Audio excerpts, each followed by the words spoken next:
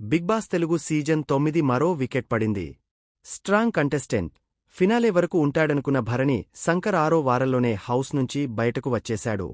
సుమారు వారాలపాటు ఆయన హౌస్లో కొనసాగారు. ఆదివారం, అక్టోబర్ 19 జరిగిన దీపావళి ఎపిసోడ్లో భరణి ఎలిమినేట్ అయ్యారంటూ నాగార్జున ప్రకటించారు. ఎలిమినేషన్కు సంబంధించి మొత్తం 6గురు నామినేషన్స్లో నిలిచారు. ఒక్కొక్కరు సేఫ్ అవుతూ చివరికి భరణి, రాము రాథోడ్ నిలిచారు. ఈ క్రమంలో ఇమ్మాన్యుయేల్ పవర్ అస్త్రను ఉపయోగించి భరణిని సేవ్ చేస్తాడేమోనని చాలామంది భావించారు.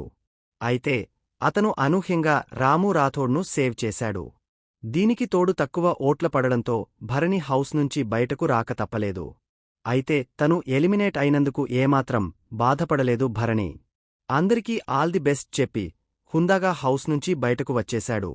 ఈ క్రమంలో బిగ్ బాస్ నుంచి భరణి ఎంత సంపాదించారన్నది ఆసక్తికరంగా మారింది. దీనిపై సోషల్ మీడియాలో విపరీతమైన చర్చ నడుస్తోంది.